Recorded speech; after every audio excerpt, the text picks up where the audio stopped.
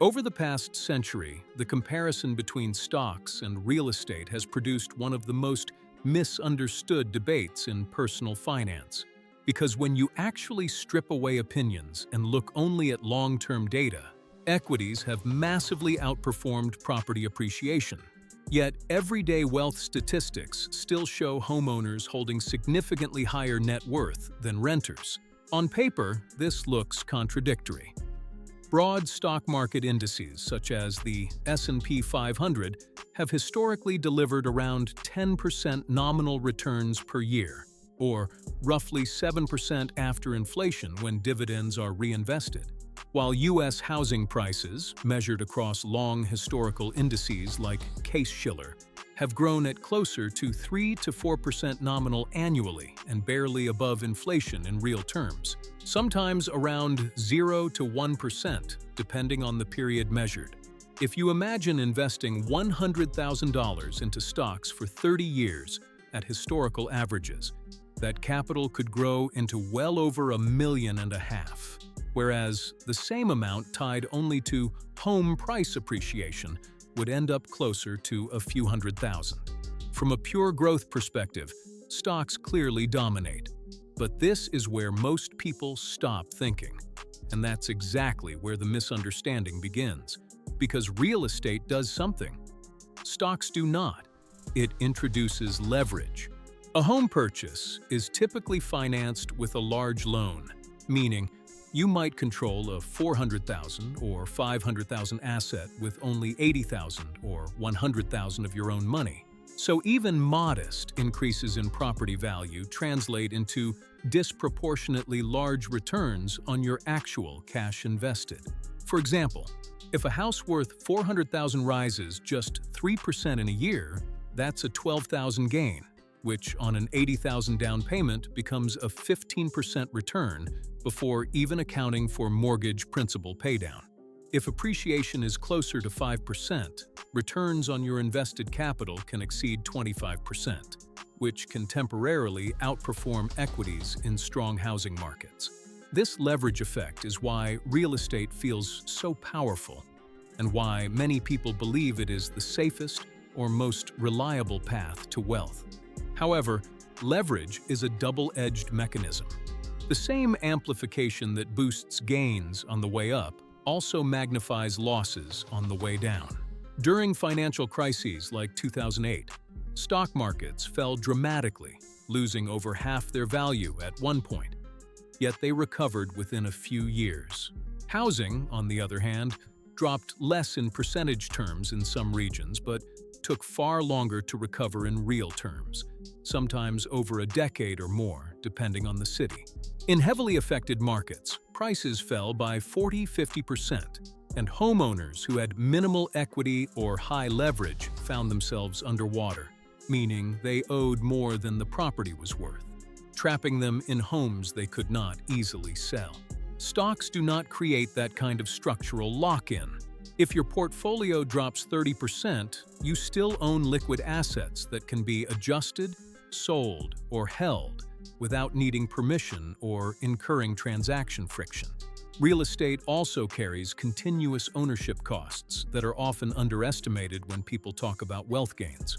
Property taxes, insurance, maintenance, repairs, and transaction fees quietly consume a large portion of returns over time. Even when a house appreciates significantly in value, homeowners regularly pay thousands each year just to hold the asset. Insurance premiums rise over time, maintenance costs accumulate unpredictably, and property taxes can range from around 1% to over 2% of home value annually, depending on location. On top of that, buying and selling involves agent commissions, closing fees, and other expenses that can easily total 10% or more of a property's value over a typical ownership period. These recurring and exit costs mean that real estate returns are often much lower in practice than they appear on paper when only price appreciation is considered. Meanwhile, low-cost index funds tracking the S&P 500 may charge expenses as small as a fraction of a percent per year, with almost no additional costs or maintenance burden, and zero physical upkeep. Another important psychological factor explains why homeowners often overestimate their gains. People tend to anchor on the purchase price and the current market value while ignoring the cumulative cash spent maintaining ownership over decades. This includes mortgage interest, taxes, repairs, and upgrades, which are often forgotten when calculating profit. As a result, many homeowners believe they have earned strong returns, when in reality their inflation-adjusted gains are modest. Studies of long-term housing returns suggest that real growth after inflation is surprisingly low, sometimes close to zero over extremely long periods, even though nominal prices appear to rise significantly. In contrast, stock investors often underperform the market not because the market is weak, but because human behavior interferes with compounding. Many investors buy high during excitement and sell low during fear, reducing their actual returns compared to passive index performance. Real estate unintentionally reduces this behavioral damage because it is difficult to trade quickly. Selling a house requires time, paperwork, costs, and relocation effort, which discourages impulsive decisions. This forced illiquidity helps many homeowners stay invested through cycles, which in turn contributes to long-term wealth accumulation through disciplined mortgage payments and gradual equity building. This is one of the hidden reasons why homeowners, on average, have significantly higher net worth than renters, even though the asset itself does not outperform stocks. Owning a home acts like a forced savings mechanism, steadily converting monthly payments into equity over decades, while renters must actively invest the difference or risk spending it. At the same time, tax treatment further complicates the comparison.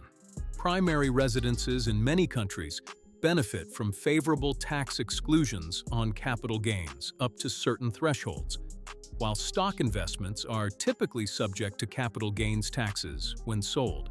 However, retirement accounts like 401ks or similar systems offer powerful tax advantages for stock investors, often including employer matching contributions that can instantly boost returns beyond anything real estate can provide.